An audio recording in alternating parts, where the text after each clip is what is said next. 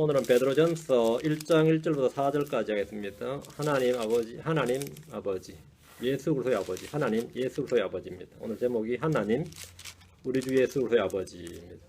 베드로전서 1장 1절부터 4절인데 3절 4절 같이 읽습니다. 천천히. 하나님 곧 우리 주 예수 그리스도의 아버지를 찬송하려다. 그분께서 자신의 풍성하신 긍휼에 따라 죽은 자들로부터 예수 그리스도를 부활하게 하심으로 우리를 다시 나가사 다음 소망에 이르게 하셨으며 썩지 않고 더럽지 않으며 사라지지 아니하고 너희를 위해 하늘에 발현된 상속유업을 받게 하셨나니. 오늘은 하나님 우리 주 예수 그리스도의 아버지입니다. 하나님 곧 우리 주 예수 그리스도의 아버지. 하나님이 누구신가? 하나님 누구신가? 하나님 곧 우리 주 예수 그리스도의 아버지. 베드로전후서는 성경에서 베드로가 기록한 서신입니다. 기록자에 대해서는 이론이나 이견이 전혀 없습니다. 베드로가 기록자다. 베드로는 예수님의 제자들 중에서 가장 유명한 제자고 사도입니다. 베드로의 형제는 누구죠? 베드로의 형제 안드레죠. 안드레입니다. 안드레가 베드로를 주님께로 인도했습니다. 안드레가 베드로를 예수님에게 인도했습니다. 베드로의 아버지는 누구죠? 요한의 아들 시몬입니까? 요나입니다. 요나의 아들 시몬입니다. 바요나 시몬아 내가 복이 있도다 할죠. 바가 아들이란 뜻입니다. 바요나 시몬이니까 시몬의 아들입니다.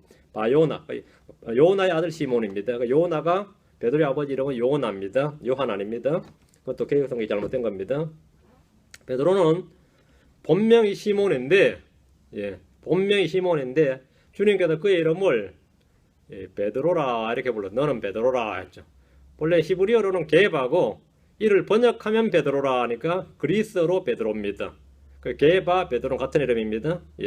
시몬이 게바로 그다음에 이게 음력해서 베드로가 된 겁니다. 시몬 게바 베드로. 사도행전의 전반부 1장부터 12장에는 주로 주 활동인물이 베드로입니다. 사도 베드로고 사도행전 15장에서 베드로가 마지막으로 등장하고 그 이후로는 완전히 바울이죠. 전체 끝까지가 바울이죠. 베드로는 시몬 또는 그냥 베드로 또는 시몬 베드로 합쳐서 시몬 베드로 또는 바요나, 게바, 바요나 시몬 등 다양하게 불렸는데 게바는 히브리어로 뜻이 리틀스톤, 작은 돌이란 뜻입니다. 베드로는 헬라어로 번역한 이름입니다. 베드로는 사도로 부름받은 주님의 제자로서 하늘의 왕국의 열쇠를 받았습니다. 주님은 베드로의 신앙 고백을 들으시고 이렇게 말씀하셨습니다. 마태복음 16장 17절 18절에 또 내가 내게 이르노니 너는 베드로라. 이 반석 위에 내가 내 교회를 세우리니 이 지옥의 문들이 그것을 이기지 못하리라. 내가 하늘의 왕국의 열쇠들을 내게 주리니 무엇이든지 내가 땅에서 묶으면 그것이 하늘에서 묶일 것이요 무엇이든지 내가 땅에서 풀면 그것이 하늘에서 풀리리라 하시고 주님께서 베드로에게 너는 베드로라. 이 반석 위에 내가 내 교회를 세우리니 했죠. 이 반석은 누구죠? 로마 캐톨릭에서 이 반석은 베드로라. 베드로는 아까 뭐랬죠? 리틀스톤이라고 했죠. 작은 돌입니다. 이 반석은 누구라고요? 예수 그리스도입니다. 예수는 우리의 반석입니다. 베드로가 뭐냐면 주는 그리스도시요 살아계신 하나님의 아들이시니이다 하니까 바요나 시몬아 내가 복이 있도다. 이 반석 위에 네가 고백한 그 반석 예수 그리스도 주는 그리스도시고 하나님의 아들이시니이다. 이 반석 위에 내가 예수 그리스도 위에 내가 내 교회를 세우리니 그 교회를 세우는 교회 설립자 누구죠? 베드로가 아니라 예수님입니다. 캐톨릭이 아닙니다. 어떤 목사가 아니에요. 교회의 설립자는 예수님이에요. 내가 내 교회를 세우리니 지옥의 문들이 그것을 이기지 못하리라. 내가 하늘의 왕국의 열쇠들을 내게 주리니 그렇죠. 베드로가 왕국의 열쇠들을 받았네. 이게 또 뭔 말입니까? 주님은 교회의 머리시고 반석이신데 주님은 친히 교회의 기초가 되시고 반석이 되시고 우리는 살아있는 돌들로서 우리는 리빙스톤이죠. 우리가 살아있는 돌들로서 그분의 집 영적인 집으로 지금 건축되고 있습니다. 그럼 베드로가 받은 왕국의 열쇠들이란 무엇이냐? 베드로는 사도들과 더불어 오순절에 천하각지에서 온 유대인들에게 회개와 복음을 선포했습니다. 회개와 복음을 선포했습니다. 베드로는 요한과 더불어 사마리아로 와서 복음을 듣고 믿은 자들에게 안수함으로 그들이 성령을 받도록 했습니다. 베드로는 이방인 고넬료의 집으로 보냄을 받고 거기서 복음을 전함으로 이방인들이 자신들이 받은 것 같은 동일한 성령을 받는 것을 보고 그들이 은혜로 구원받았음을 유대인들 앞에서 선포하고 증언했습니다. 그럼 베드로를 통해서 유대인, 사마리아, 이방인 그렇죠.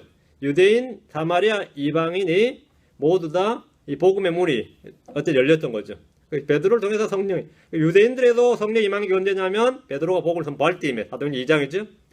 사마리아에도 빌립이 사마리아에서 복음을 전했는데 베드로와 요한이 가서 안수를 했을 때 성령이 내렸어요. 성령이 그들에게 임했습니다. 사마리아에도 베드로 고넬료 이방인이죠. 이탈리아 사람이죠. 이방인도 마찬가지로 베드로가 그 집에 가서 복음을 전했을 때 성령이 임했습니다.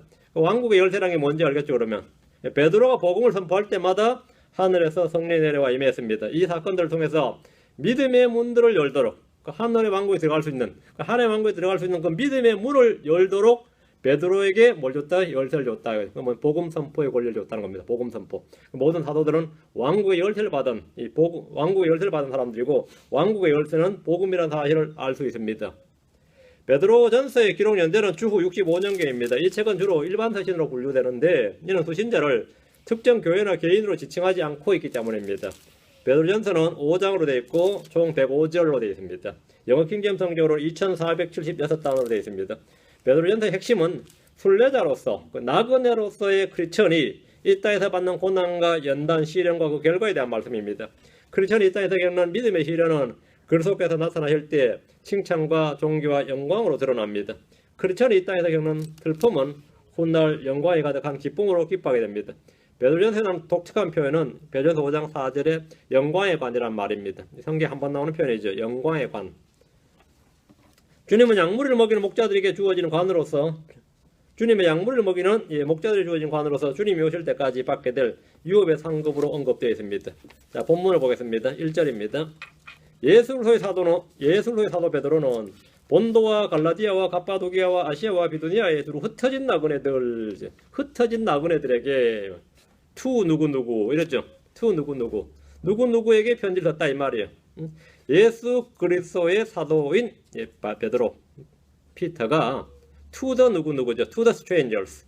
누구누구 어디 흩어진 나그네들에게 편지를 쓴다는 거죠. 그 수신이 누구죠? 여기 흩어진 나그네들이 되는 거죠. 여기 흩어진 나그네들이 되는 겁니다. 베드로가 누구에게 지금 이 편지를, 이 글을 쓴지 지금 대사에 쫙 나오는데, 야고보서 1장 1절에서 야고보는 널리 흩어진 12지파에게 이랬죠. 널리 흩어진 12지파에게 하니까 유대인이죠, 대상이. 12지파란 말은 100% 유대인이에요. 오늘날 뭐 한국 이상한 교회들이 뭐 자기들이 유대인인 줄 알고 무슨 지파 아주 웃기는 짓도 하는 사람들 있죠. 그런 지파들도 있고, 뭐 영국의 브리티시 이스라엘이라 그래가지고 우리가 바로 이스라엘의 잃어버린 10지파라는 주장하는, 또 미국에서 누구죠? 몰몬교죠. 몰몬교들이 뭐라죠? 우리가 그 에브라임 지파 애들이 여기 건너와서 북미대로 건너와서 우리가 바로 이스라엘 잃어버린 12지파 중에 10지파에 해당된다. 전부 다 뭐 하여튼 한 가닥이가 한국에도 있어요. 한국도 대한민국에 12지파 다 있어. 대한민국에 지금 12지파 다 있다고. 그런 지파도 있어요. 오늘은 뭐 어느 지파가 뭐 수료식 한다 그러고 그래요. 12지파는 문자적 이스라엘입니다. 문자적 이스라엘이요. 뭐 영적 이스라엘 그런 말 없어요. 문자적 이스라엘. 그 한마디로 말하면 문자적 유대인, 문자적 이스라엘입니다. 이스라엘 땅. 여기는 지금 그 야고보서는 흩어진 12지파의 편지를 썼는데, 여기 언급된 본도, 갈라디아, 갑바도기아, 아시아와 비두니아는 모두 지중해 연안 지역에 있는 소아시아죠. 그죠? 연안 지역에 있는 도시들입니다. 흩어진 유대인들이라 이렇게 말하지 않고 뭐라 했죠? 흩어진 나그네들 이렇게 말하죠. 여기 주목하셔야 됩니다. 여러분 한 글자 한 단에 주목해야 됩니다. 유대인들이 흩어진 것은 구약에서는 아시리아 침공 때문입니다. BC 722년에 산헤립으로 말미암아서 이스라엘이 흩어졌죠. 그래서 완전 포로가 돼가지고 끌려가서 다 흩어졌어요. 다음 유대는, 남한국 유다는 바빌론으로 말미암아 바빌론의 침공으로 포로가 돼서 끌려갔죠. 그래서 흩어졌습니다. 그 외에 그 이후로는 주변 민족들의 침입으로 여러 차례 포로가 되어서 곳곳으로 흩어졌는데, 베드로는 지금 구약에서 흩어진 유대인들에게 이 글을 쓰는 게 아닙니다. 그 당시에 얼마나 이 유대인들이 많이 흩어져 있었는지 우리 사도행전 2장에서 보면 천하각지에서 유대인이 몰려들죠. 천하각지에서 모여든단 말이죠. 근데 지금 베드로가 쓰는 건 그 흩어진 나그네들 할 때 흩어진 나그네가 동족 유대인이 아니에요. 사도행전 2장에 널리 흩어져 있는 유대인들은 유대의 절기를 지키기 위해서 예루살렘에 모여드는데 지명이 쫙 나오죠. 사도행전 2장 9절에서 11절 보면 우리는 바데 사람, 메데 사람, 엘람 사람, 또 메소포타미아와 유대와 갑바도기아, 본도와 아시아와 부르기아와 밤빌리와 이집트와 구레네 부근의 리비아 여러 지방에 거하는 사람이고, 또 로마에서 온 나그네, 그 유대인과 유대교 개종자와 크레테 사람과 아라비아 사람이라. 그들이 우리 언어들로 하나님의 놀라운 일들을 말하면 우리가 듣는도다 하고, 여러분 지역들이 쫙 나옵니다. 이들은 널리 흩어진 유대인들입니다. 널리 흩어진 유대인들이죠. 이들은 널리 흩어진 유대인이지 널리 흩어진 나그네가 아닙니다. 널리 흩어진 유대인이죠. 이들은 널리 흩어진 12지파입니다. 이들이 바로 야고보서의 수신 대상입니다. 지금 베드로는 지중해 연안에 흩어진 유대인들을 대상으로 편지를 쓰는 것이 아니라 두루 흩어진 나그네들에게 이걸 쓰고 있습니다. 이들이 누굽니까? 사도행전 8장 11절. 사도행전 8장 11절. 사울이 그의 죽음에 동의하더라. 그의 죽음할 때 스데반입니다. 스데반의 죽음에 동의하더라. 그때 예루살렘에 있던 교회에 대한 큰 핍박이 있어서 사도들 외에는 그들이 다 유대와 사마리아의 지역들로 두루 널리 뭐하느라? 두루 널리 흩어지니라. 그러니까 흩어진 누구죠? 언제? 사도행전 8장 1절에서 예루살렘의 크리스천들, 유대인 크리스천들이 다 흩어졌어요. 핍박이 일어난 거죠. 예루살렘의 믿는 자들이 스데반의 죽음으로 인해 박해가 일어나자 유대와 사마리아의 지역들로 두루 흩어졌습니다. 두루 널리 흩어졌어요. 유대인들은 본격적으로 예수 이름을 부른 자들에 대해서 박해를 시작했습니다. 이들이 바로 베드로가 말하는 두루 흩어진 나그네들입니다. 이들은 흩어져서 유대인 지역 교회를 세웠습니다. 사도행전 9장 31절, 1호 9장 31절. 그때 온 유대와 갈릴리와 사마리아에서 교회들이 두루 안식을 얻어 그때에 사도 바울이 회심하기도 전입니다. 그때에 뭐라고 온 유대와 갈릴리와 사마리아에서 교회들이 있죠. 이방 지역 교회가 세워지는 거죠. 두루 안식을 얻어 든든히 세워지고 주를 두려워하는 가운데 성령님의 위로 안에서 걸으며 크게 늘어나니라 했습니다. 이때 다소 출신의 사울은 바울이죠. 바울은 이 당시에 예루살렘의 크리스천들뿐만 아니라 널리 흩어진 나그네를 잡으러 다메섹으로 가는 교회 핍박자였고 사냥꾼으로 악명을 떨치고 있었습니다. 당시 크리스천들 사이에서는 이 바울을 모르는 사람이 없었어요. 바울한테 걸리면 어떻게 되는 거죠? 인생 끝나는 거예요.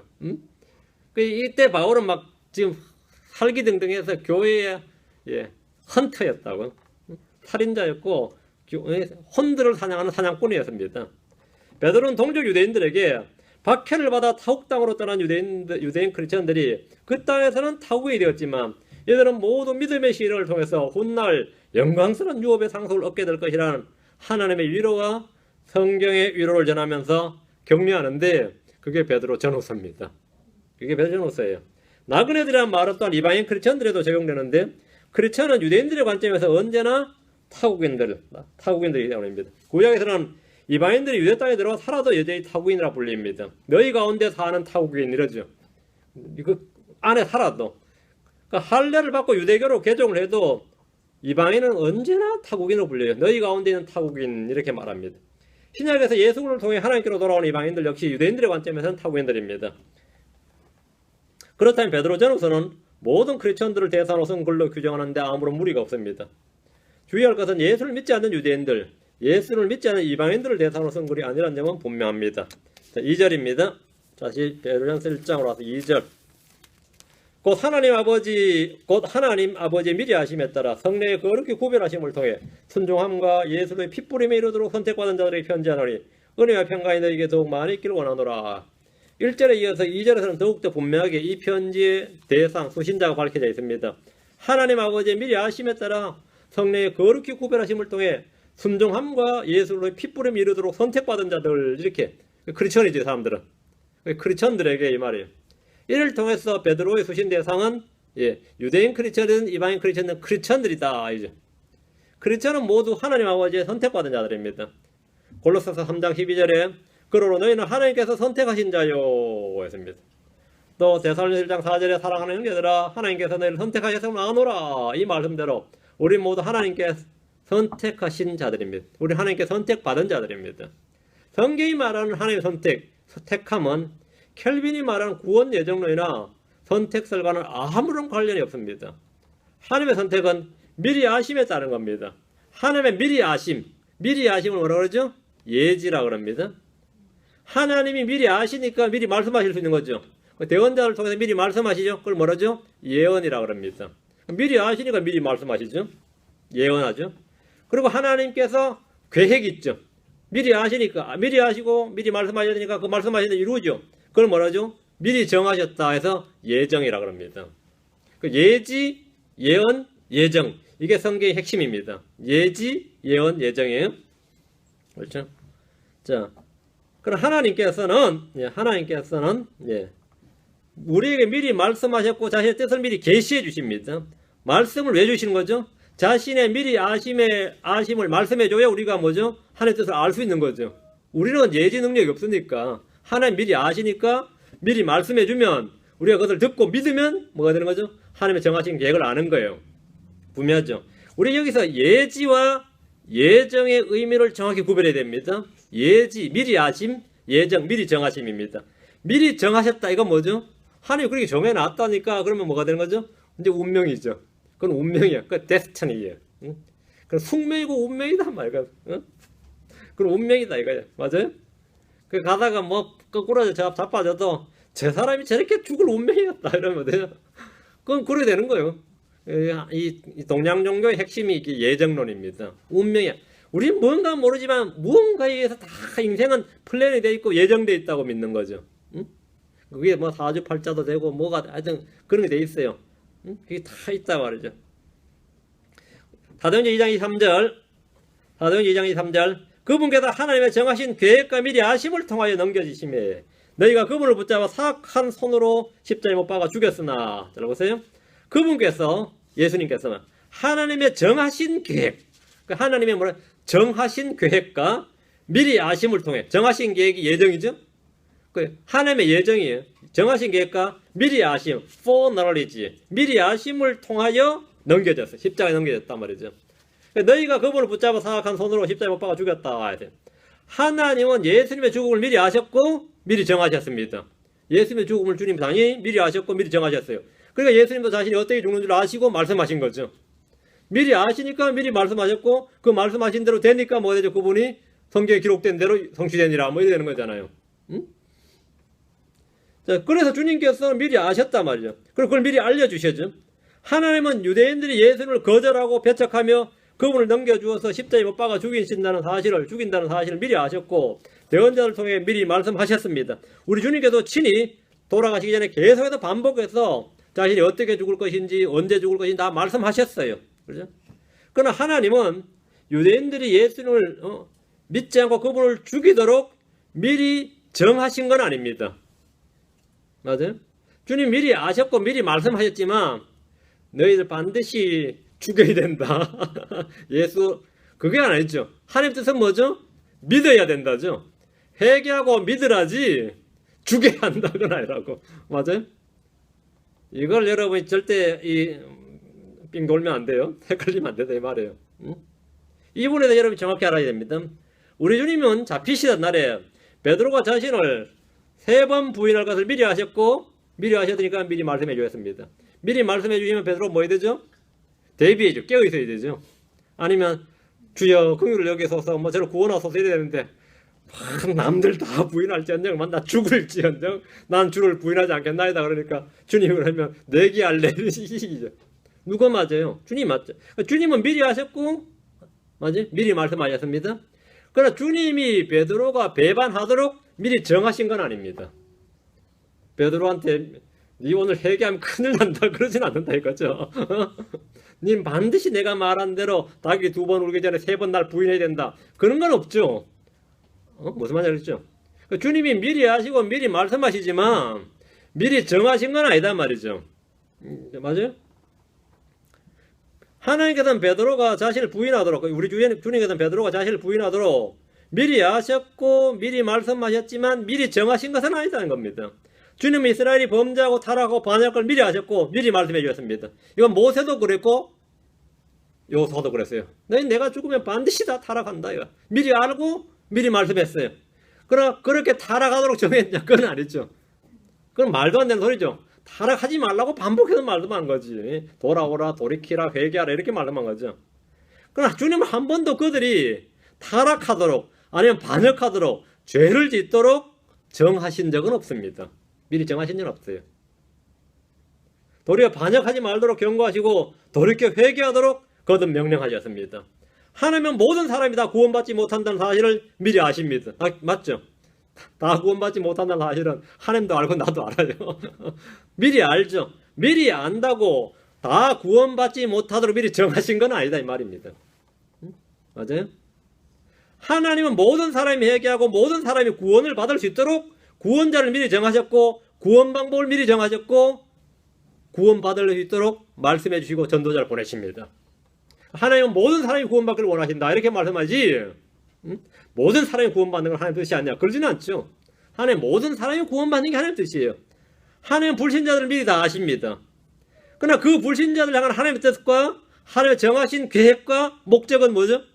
회개하고 구원받는 겁니다. 그 사람을 향한 하나님의 계획은 뭐라고요? 하나님의 정하신 뜻은 뭐라고요? 구원받는 거예요. 하나님이 나를 지옥 가도록 정해놓으셨나 하면 아니다. 너를 구원하도록 정해놨다 이거예요. 근데 네가 그 구원을 뭐라 했어요? 거부했다. 이렇게 말씀하는 거죠. 주님 나를 선택하지 않으셨는가? 아니다 이거예요. 하나님 네가 구원받도록 미리 말씀했고 권고했고 촉구했고 반복해서 보냈고 전했다 이거예요. 가르쳤다 이거예요. 불신자들을 향한 하나님의 뜻, 하나님이 정하신 계획과 목적은 언제나 구원입니다. 하나님의 뜻은 모든 사람이 구원을 받는 겁니다. 모든 사람을 향한 하나님의 뜻과 계획은 회개고 구원입니다. 맞아요? 모든 사람을 향한 하나님의 뜻과 계획은 회개고 구원이에요. 모든 사람을 향한 하나님의 뜻은 그들 중 아무도 멸망하지 않는 겁니다. 바리새인과 율법사들은 자기들을 향한 하나님의 구원 계획을 거절했습니다. 하나님의 계획을 거절했다. 누가복음 7장 3절에 바리새인과 율법사들은 그에게서 침례를 받지 아니하였으므로 자기들을 향한 하나님의 계획을 거절하더라. 이거나 중요합니다. 자기들을 향한 하나님의 계획을 뭐했다? 거절하더라. 하나님께서 그들을 구원 안 받도록 정해놓으신 게 아니라 하나님께서는 그들의 구원의 기회를 제공하셨는데 그들이 뭐라고요? 거절했다. 이렇게 된 거죠. 주님께서 예루살렘을 향해서 뭐라고? 닭이 말이 새끼를 모으듯이 계속 모았다 이거죠. 너희가 뭐 했다고? 원치 아니하였다. 하나님의 뜻과 계획은 뭐였습니까? 하나님 미리 정하신 계획은 그들 다 구원하는 게 계획이에요. 하나님의 예정은 뭐예요? 하나님께서 정하신 미리 예정하신 일이 되냐 안 되냐면 사람들의 거부로 또는 불신으로 안 된다 이거죠. 많은 케이스가 이 바리새인과 율법사도 마찬가지로 자기들을 향한 하나님의 계획을 거절하더라. 자기들을 향한 하나님의 계획은 뭐였어요? 회개와 구원이었던 거죠. 그런데 그들은 거절했다 이거죠. 바리새인과 율법사를 향한 하나님의 계획은 뭐냐? 그들이 회개하고 죄들의 사면을 받는 겁니다. 그들을 향한 하나님의 계획, 하나님의 뜻은 구원이었습니다. 바리새인과 율법사들은 하나님의 뜻, 하나님의 선택을 받지 못했거나 예정이 되어 있지 않아서 창세전에 하나님이 믿지 못하도록 아니 그들을 구원하도록 선택하지 않았어 미리 정하지 않으셔서 구원받지 못한 것이 아닙니다. 그들을 향한 하나님의 계획을 그들이 거절해서 구원받지 못하는 겁니다. 하나님 모든 사람이 다 구원받도록 나 같은 사람도 할 때 슈르죠.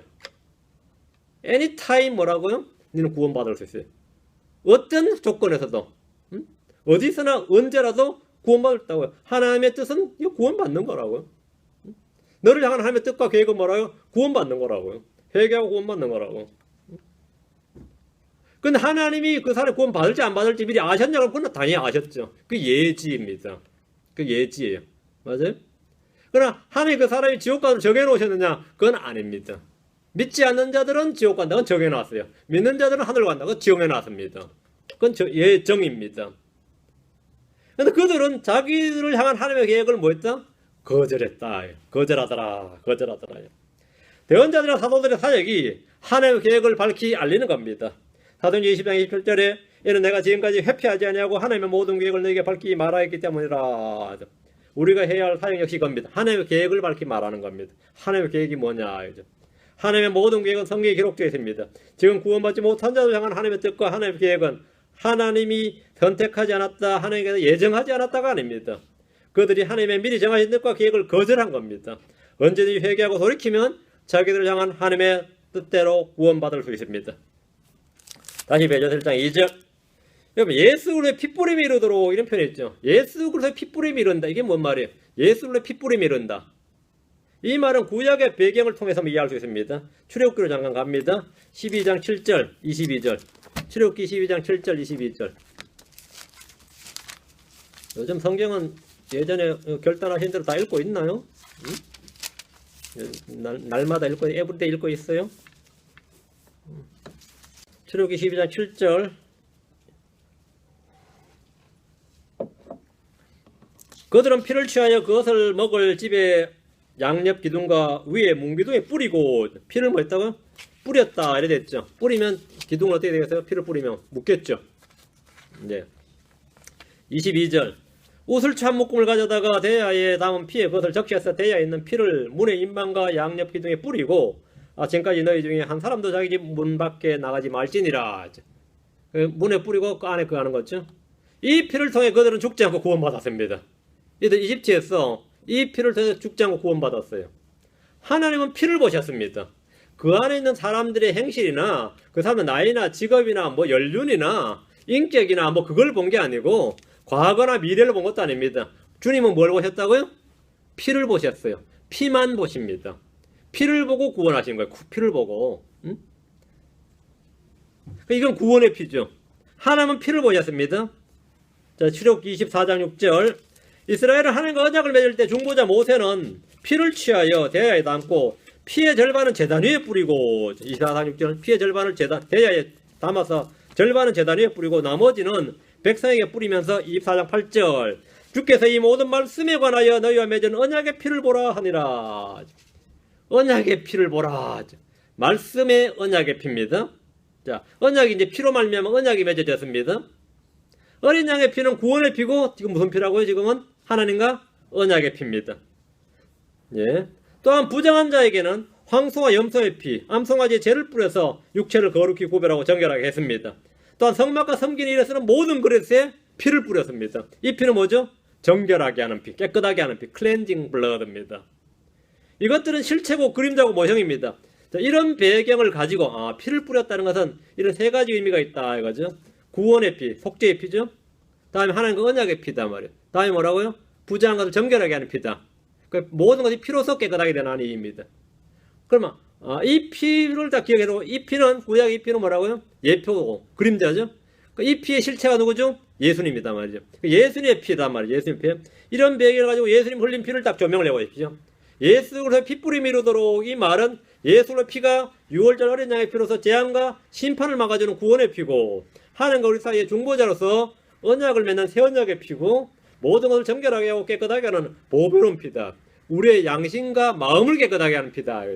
생각과 양심과 마음을 깨끗하게 하는 피. 이 피란 사실. 이것을 믿는 자들이 이 피뿌림을 이루었다. 이 피뿌림을 예수님이 이 피뿌림을 말미암아 믿는 자들이 바로 이렇게 되었다는 겁니다. 이렇게 되었다는 거죠. 우리는 정결하게 되었고 새 언약에 들어왔고 뭐라고? 속죄를 받았다. 구원받았다 이 말입니다.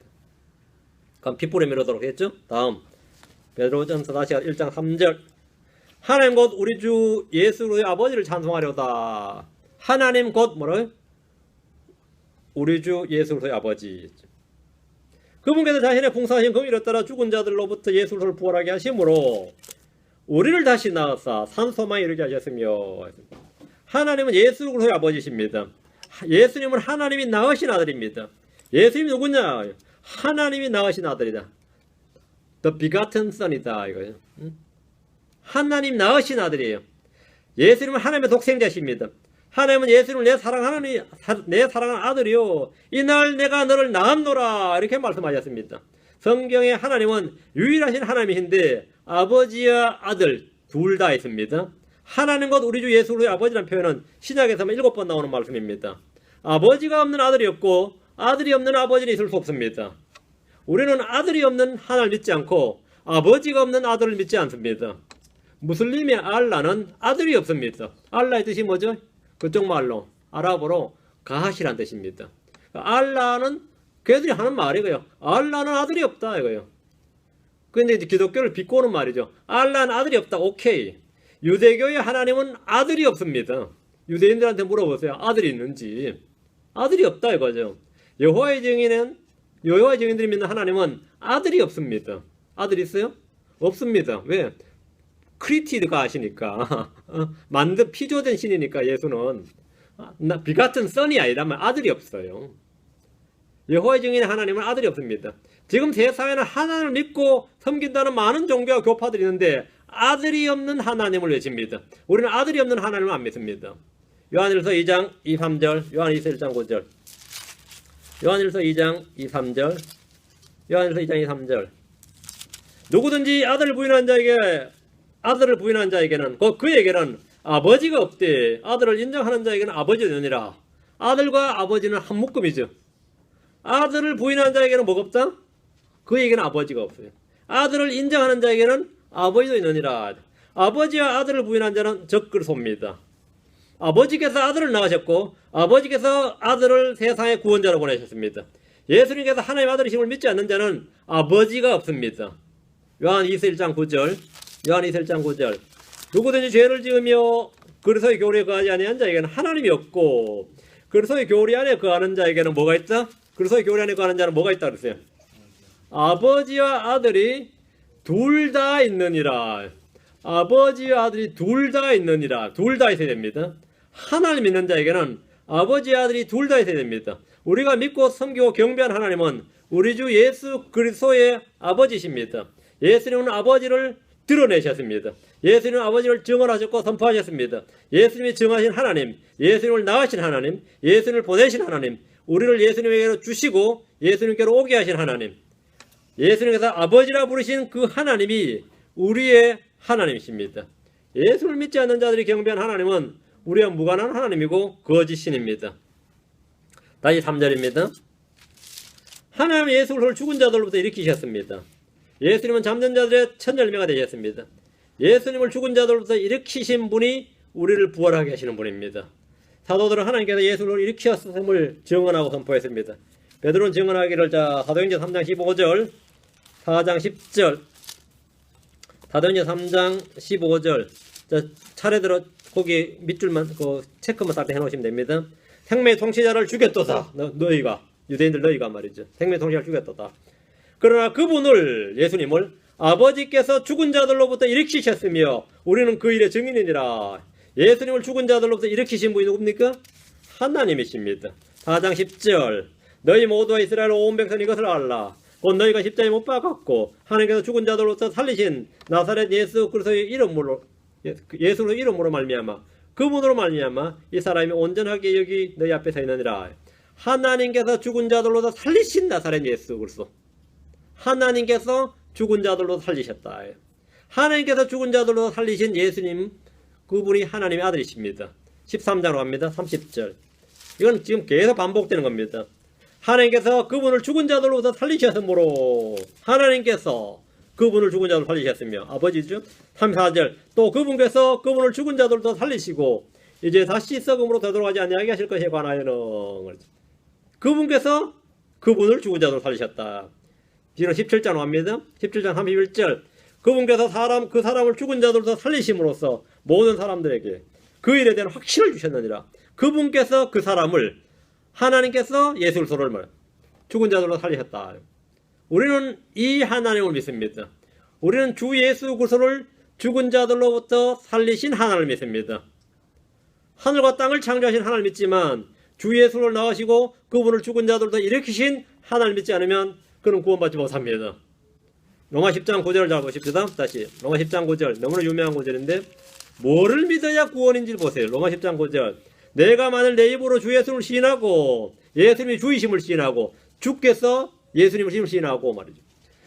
하나님께서 그분을 죽은 자들로다 살리신 것을 내 마음으로 믿으면 구원을 받으라. 예수의 부활을 믿으면 구원받는다. 이게 아니고 그 말은 뭐 맞는 말이지만 정확히 이렇게 되어 있는 하나님께서 그분을 예수 그리스도를 죽은 자들로다 살리신 것을 내 마음으로 믿으면 구원을 받으리라. 구원을 받으리네. 하나님께서 그분을 죽은 자들로 살리신 거죠. 하나님께서 그분을 죽은 자들로부터 살리신 것을 내 마음속으로 믿으면 구원을 받으리겠습니다. 하나님을 믿는다고 구원받는 것이 아닙니다. 주 예수를 시인하고 하나님께서 그분을 죽은 자들로부터 살리신 것을 마음으로 믿으면 구원을 받습니다. 우리의 구원, 우리의 거듭난 다시 태어남은 그리스도의 부활로 말미암기 때문입니다. 이걸 믿지 않으면 우리도 부활도 없는 겁니다. 성경 그분께서 자신의 풍성하신 긍휼에 따라 죽은 자들로부터 예수 그리스도를 부활하게 하심으로 우리를 다시 나가사 산소마 이르게 하셨으니 예수 그리스도를 뭐라고? 죽은 자들로부터 예수를 부활하게 하심으로 우리를 다시 나왔다. 우리의 거듭남은 뭐에 관련되는 예수의 부활과 관계가 있다 이 말이죠. 예수님의 부활이 없다면 우리의 선포는 헛것입니다. 예수님의 부활이 없다면 우리의 믿음 헛것입니다. 예수님의 부활이 없다면 우리는 하나님께 대한 거짓 증인입니다. 예수님의 부활이 없다면 그리스도 안에서 잠든 자들도 멸망했습니다. 예수님의 부활이 없다면 크리스천들은 모든 사람들 위해서 가장 비참한 자입니다. 우리가 믿는 하나님, 성경에 계시던 하나님은 예수 그리스도를 죽은 자들로부터 일으키시고 그분에게 영광을 주신 하나님이십니다.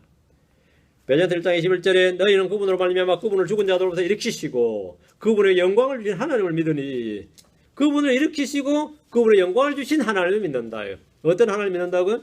예, 그분을 죽은 자들로부터 일으키시고 그분의 영광을 주신 하나님을 믿으니 이것은 너희의 믿음과 소망이 하나님 안에 있게 하려 함이니라. 우리의 믿음과 소망은 모두 그 하나님 안에 있습니다. 지금 베드로전서 1장에 증언하는, 이 베드로전서 1장에서 증언하는 하나님은 주 예수 그리스도의 아버지 하나님, 주 예수를 죽은 자들로부터 일으키신 하나님입니다. 이게 베드로전서 1장에 나오는 하나님이에요. 다시 3절, 우리를 다시 낳아서 산소만에 이르게 하셨으며, 사람은 반드시 모두 다시 태어나야 됩니다. 우리를 지으신 하나님은 우리를 다시 낳으신 하나님입니다. 주님께서 사람이 다시 태어나지 아니하면 하나님의 왕국을 볼 수 없느니라 했습니다. 사람이 뭐하지 않으면, 다시 태어나지 아니하면, 다른 거 없어요. 다시 태어나지 않으면 다른 무슨 뭘 해도 소용없습니다. 다시 태어나지 않으면 하나님의 왕국을 볼 수 없느니라 했습니다. 주님은 너희가 반드시 다시 태어나야 하리라 한 것에 놀라지 말라 이렇게 말씀하셨습니다. 예수 그리스도를 믿는 자는 하나님에서 태어난 사람이고 성령에서 난 사람입니다. 구원은 교육이나 훈련이나 금욕이나 선행으로 되는 것이 아니라 다시 태어남으로 되는 겁니다. 베드로전서 1장 3절, 야고보서 1장 18절. 베드로전서 1장 펴놓으죠. 뒤로는 1장 3절. 너희가 다시 태어난 것은 썩을 씨에서 난 것이 아니요 썩지 아니할 씨에서 난 것이 살아있고 영원히 가는 하나님의 말씀으로 된 것이니라. 뭘로 됐다고요? 다시 태어난 것은 살아있고 영원히 가는 하나님의 말씀으로 된 것이니라. 살아있고 영원히 가는 하나님의 말씀으로 된 것이니라.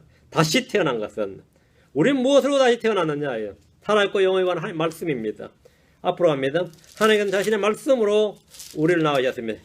야고보서 1장 18절, 그분께서 자신의 뜻에 따라 진리의 말씀으로 우리를 낳으셨으니 이것은 우리가 그분의 창조물 중에 첫 열매 종류가 되게 하려 하심이니라.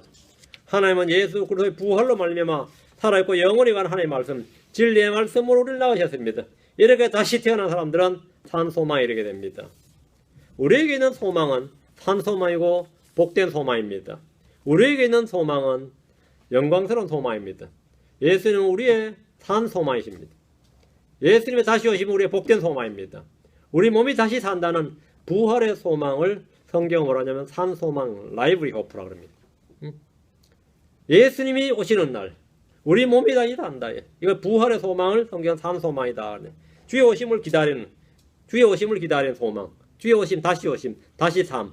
이게 바로 산소망, 의의 소망, 믿음의 소망, 복된 소망. 성경에서 말한 소망이란 소망은 다 여기요. 주님 오신과 우리의 부활과 연관되어 있습니다. 거의 다 커넥트가 되어 있다. 연결되어 있습니다. 베드로전서 1장 4절, 덥지 않고 더럽지 않으며 사라지지 아니하고 너희를 위해 하늘에 마련된 상속육을 받게 하셨나니 했습니다. 우리를 다시 태어나게 하신 하나님이 우리를 위해 마련해 놓으신 것입니다. 그런데 크리스천들에게 마련해 주신 것은 땅에 있지 않습니다. 하늘에 있습니다. 우리의 복은 하늘에 있어요. 하늘에 있는 영적인 복으로 복을 주셨다 그랬죠. 모든 좋은 것은 하늘에서 내려옵니다. 땅에서 나지 않습니다. 그러므로 여러분이 땅에서 뭔가를 얻으려고 하지 마세요. 이 세상에서 나지 않습니다. 세상에서 난 것은 나약한 겁니다. 하나에서 난 것, 하나님에서 난 것, 하늘로부터 위로부터 내려오는 것입니다. 자, 우리에게 있는 상속유업도 하늘에 마련된 상속유업이라 됐죠. 하늘에 마련된 상속유업. 우리의 구원이나 영원한 생명 다 하늘에 있는 겁니다. 우리의 상속유업을 마련하셨다. 주님이 마련해 놓으신 것이 있다 이거죠. 그럼 우리에게 주실 것이 무엇이냐? 우리의 상속으로 주실 게 있다는 겁니다. 하나님으로서 난 자는 하나님의 아들로서 약속에 따른 상속자입니다. 로마 3장 17절, 갈라디아 3장 29절, 로마서 8장 17절, 갈라디아 3장 19절, 로마서 8장 17절. 자녀이면 상속자고 하나님 상속자요 그리스도와 함께하는 공동 상속자니라. 우리가 그분과 함께 고난다 하면 이것은 우리가 함께 영광도 받으려 함이니라. 우리는 하나님의 자녀로서 하나님의 상속자요 그리스도와 함께하는 공동 상속자입니다. 우리는 자녀로서 상속자입니다. 갈라디아 3장 29절, 3장 29절. 너희가 그 속에 속한 자면 곧 아브라함의 씨요 약속에 따른 상속자니라. 너희가 그 속에 속한 자면 뭐라고요? 곧 아브라함의 씨요 약속에 따른 상속자니라. 상속자다. 갈라디아 4장 7절. 그러므로 내가 더 이상 종이 아니요 아들이니 아들이면 그리스도를 통한 하나님의 상속자니라. 상속자니라. 출애굽한 이스라엘은 약속에 따라 가나안 땅을 상속받았습니다. 크리스천은 약속에 따라 하늘에 마련된 상속 유업을 받았습니다. 자, 구약의 이스라엘은 뭘 받았다고요? 땅에 속한 상속 유업을 받았어요. 땅을 상속으로 받았습니다. 신약의 크리스천들은 하늘에 마련된 상속 유업을 받습니다. 우리는 예수를 통해서 그분과 동료 상속자가 되었습니다. 우리는 영원한 생명의 소망에 따라 상속자가 되었습니다. 우리는 구원의 상속자고 약속의 상속자들입니다. 하나님은 우리를 택하셔서 왕국의 상속자들로 삼으셨습니다. 우리가 몰라서 힘을 얻은 것이 아니라 상속으로 받는 겁니다. 받는 거예요. 하나님께서 우리를 위해 마련해 주신 것, 하늘에 마련해 두신 상속 유업이 무엇입니까? 새 예루살렘이 있습니다. 우리가 거할 도시가 하나님께서 마련해 둔 상속 유업입니다. 우리가 거처할 맨션이 있습니다. 우리가 각 처소가 하늘에 있습니다. 우리가 받게 될 상급이 있습니다. 다 하늘에 있죠. 우리가 있게 될 새 옷이 있습니다. 새 몸이 하늘에 있습니다. 영적인 몸, 하늘에 속한 몸, 영광스러운 몸이 하늘에 있습니다. 다시 태어난 사람들은 애착들과 정욕들과 함께 육신을 십자가에 못 박고 위에 있는 것들에 애착을 둡니다. 주의 오심을 바라보며 주께서 우리를 위해 마련해 놓으신 그것들, 우리를 위해 마련해 놓은 의의 관을 기다립니다. 하늘에 마련된 유업은 썩지 않고 더럽지 않으며 사라지지 않습니다. 땅에 있는 보물들은 도둑맞기도 하고 사라지기도 하고 빼앗기기도 하고 그걸로 인해서 누가 티격태격하기도 하고 말이죠. 칼부림 나기도 하고 별짓 다 되죠. 하늘에 있는 유업은 영원합니다. 썩지도 않고 새하지도 않고 도둑 들지 않고 좀도 들지 않고 녹도 들지 않고 영원히 나의 것입니다. 우리는 이 부르심의 상을 얻기 위해서 유업의 상속을 받기 위해서 달려야 됩니다. 우리가 이 땅에서 겪는 일들, 나그네로서 이 땅에 겪는 모든 일들은 저 하늘에서 유업의 상속을 얻기 위한 것, 영광스러운 유업을 받기 위한 것들임을 이 성경이 가르쳐 주는데 바로 이 고난받는 성도들이 주는 위로와 격려, 이것이 바로 베드로서의 기록 목적입니다. 여러분 이 말씀을 통해서 큰 위로와 힘을 받으시고 이 땅에서 순례의 길을 더 힘있게 더 소망 가운데 여러분 걸을 수 있길 바랍니다. 표대를 향해서 밀치고 나가는 성도들이 다 되었으면 좋겠습니다. 자, 계속해서 말씀 다음 시간에 계속 베드로전서 계속 다룰 텐데 미리 말씀 읽어오시고 묵상하시고 또 오늘 들은 말씀 또 한번 생각하시고 그래서 믿음이 날로 자라날 수 있길 바랍니다. 기도합시다. 믿음 좀 잘합시다.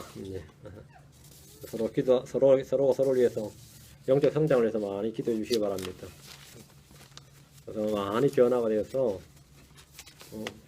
어떻게 그렇게 많이 사람이 변했냐, 변화를 받았냐 그러면 그때 이제 말씀하세요. 말씀 침례회 다녔다고 알았죠? 그때 이제 말하라고. 말씀 침례회 가서 말씀 배웠다고. 그때 기도합시다. 위대하시 거룩하신 주 하나님 감사합니다. 주님께서 은혜와 복을 많이 주셔서 오늘도 선포한 말씀들이 하나님 성도 마음속에 믿음으로 잘 받게 하시고 잘 결합되어서 놀라운 은혜가 되고 또 놀라운 이 영적 성장의 바탕이 되도록 도우실 간구합니다. 사랑하는 아버지 하나님 저희 마음을 주님께서 주의 보혈로 깨끗이 씻어주시고 저희 양심과 모든 선한 양심, 순수한 양심 다 소유하게 하셔서 말씀에 좀 민감하게 반응하도록 도와주시고 말씀에 따라 살 수 있도록 그래서 제가 선한 열매, 의의 열매들이 차고 넘치도록 해주셔서 우리 주님이 영광이 되게 하시고 많은 사람들에게 선한 간증이 되도록 도와주십시오. 감사드리며 주의 승 기도합니다. 아멘.